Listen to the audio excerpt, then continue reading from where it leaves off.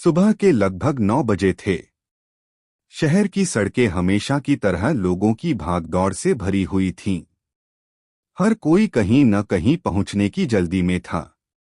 गाड़ियों के हॉर्न, दुकानदारों की आवाजें और लोगों की भीड़ के बीच एक चमचमाती काली कार धीरे धीरे एक बड़े होटल के सामने आकर रुकी।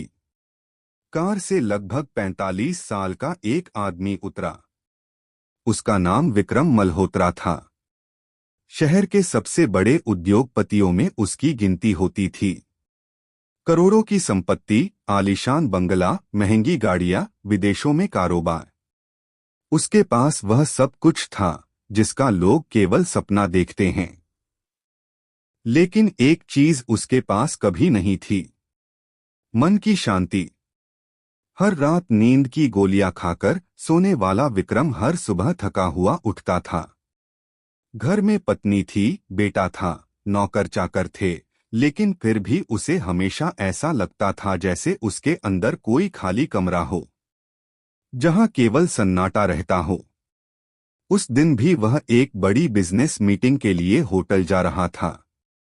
जैसे ही वह होटल की सीढ़ियां चढ़ने लगा, एक कमजोर सा बूढ़ा भिखारी उसके सामने आकर खड़ा हो गया। उसके कपड़े फटे हुए थे, पैरों में चप्पल भी नहीं थी। सफेद दाढ़ी हवा में उड़ रही थी, लेकिन उसकी आंखों में एक अजीब सी चमक थी। ऐसी चमक जो किसी गरीब की नहीं बल्कि किसी संत की लग रही थी। भिखारी ने हाथ फैलाकर पैसे नहीं मांगे। उसने केवल मुस्कुराकर कहा, बेटा, तू बहुत थक गया है। विक्रम रुक गया। उसे गुस्सा आया। तुझे पैसे चाहिए तो सीधे मांग, मेरे बारे में ज्ञान मत दे। भिखारी मुस्कुराता रहा। मुझे तेरे पैसे नहीं चाहिए, क्योंकि जिसके पास पूरी दुनिया हो उससे 2 रोटी मांगना भी भीख नहीं, उसका अहंकार बढ़ाना है। विक्रम बिना कुछ बोले अंदर चला गया। लेकिन न जाने क्यों, भिखारी की वह एक बात उसके कानों में गूंजती रही, तू बहुत थक गया है। पूरी मीटिंग में उसका ध्यान बार बार उसी आवाज की ओर चला जाता। शाम को जब वह वापस लौटा तो वही भिखारी उसी जगह बैठा था। इस बार विक्रम खुद उसके पास गया। उसने जेब से 500 रुपए निकालकर उसकी ओर बढ़ाए। भिखारी ने पैसे लेने से मना कर दिया। विक्रम हैरान रह गया। अजीब आदमी हो, सुबह भी पैसे नहीं लिए, अब भी नहीं ले रहे। आखिर चाहते क्या हो? भिखारी ने सड़क पर चलते लोगों की ओर इशारा किया। उन्हें देख। विक्रम ने देखा। हर कोई भाग रहा था। कोई फोन अंडरस्कोर, कोई फोन पर चिल्ला रहा था, कोई चिंता में डूबा था, कोई मुस्कुरा रहा था, लेकिन उसकी मुस्कान नकली लग रही थी। भिखारी बोला, इनमें से हर इंसान कुछ न कुछ खोज रहा है। कोई पैसा, कोई प्यार, कोई सम्मान, लेकिन मजेदार बात यह है कि जिसे जो मिलता है वह उसके बाद कुछ और खोजने लगता है। विक्रम ने पूछा, इसमें गलत क्या है?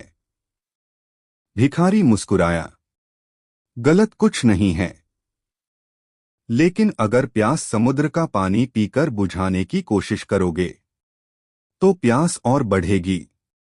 विक्रम पहली बार चुप हो गया। भिखारी आगे बोला, तेरे पास जितना धन है, अगर उससे शांति खरीदी जा सकती तो आज तू मेरे सामने खड़ा न होता। ये शब्द सीधे विक्रम के दिल में उतर गए। उसने पहली बार किसी अजनबी के सामने स्वीकार किया, हाँ, मैं खुश नहीं हूं। भिखारी ने पूछा, आखिरी बार तूने बिना किसी स्वार्थ के किसी अजनबी की मदद कब की थी?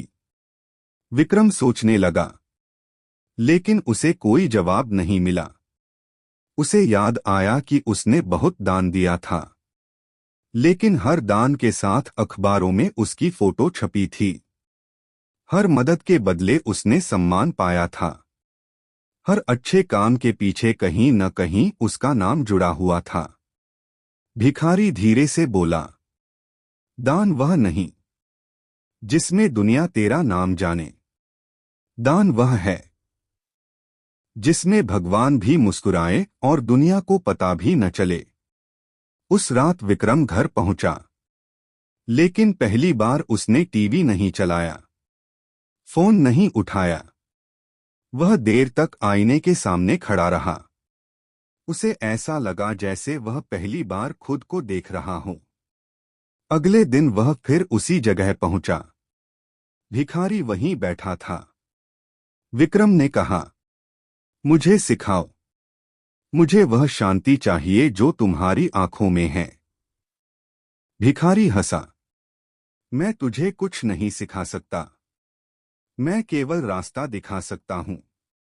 चल मेरे साथ।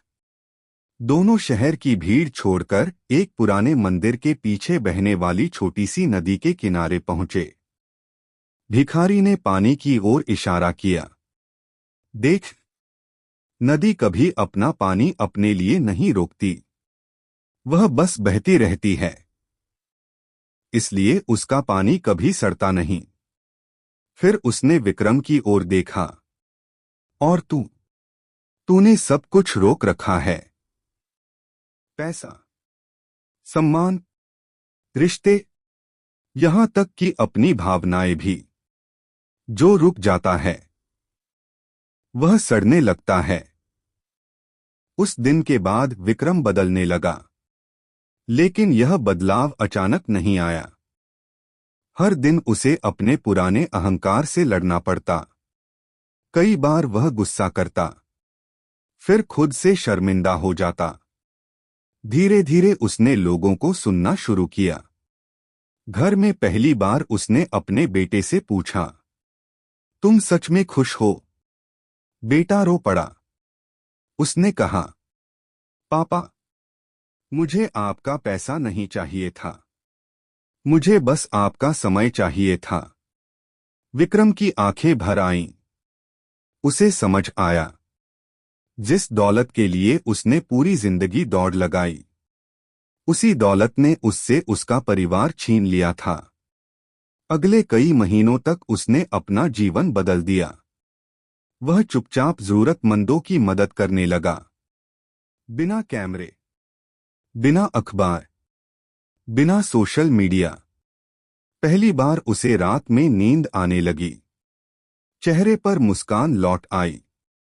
एक दिन वह फिर उसी जगह पहुंचा, लेकिन इस बार भिखारी वहां नहीं था। उसने आसपास के लोगों से पूछा, वह बूढ़ा कहाँ गया? सबने हैरानी से उसकी ओर देखा। एक चाय वाले ने कहा, साहब, यहां कोई भिखारी कभी बैठा ही नहीं। विक्रम मुस्कुरा दिया। उसे किसी से बहस करने की जरूरत नहीं थी, क्योंकि अब वह समझ चुका था, कुछ लोग हमारे जीवन में इंसान बनकर नहीं आते, वे ईश्वर का संदेश बनकर आते हैं। उसने आसमान की ओर देखा, और पहली बार उसके होठों से शिकायत नहीं, धन्यवाद निकला। उस दिन उसे एहसास हुआ कि भगवान हमेशा मंदिरों में नहीं मिलते। कभी कभी वे फटे हुए कपड़ों में, धूल भरे पैरों से, एक साधारण भिखारी बनकर हमारे सामने खड़े होते हैं। लेकिन उन्हें पहचानने के लिए अमीर आंखें नहीं, विनम्र हृदय चाहिए। याद रखिए, ईश्वर अक्सर हमें उत्तर नहीं देते, वे एक इंसान भेज देते हैं। और जिस दिन हम उस इंसान की बात समझ लेते हैं, उसी दिन हमारी असली आध्यात्मिक यात्रा शुरू होती है।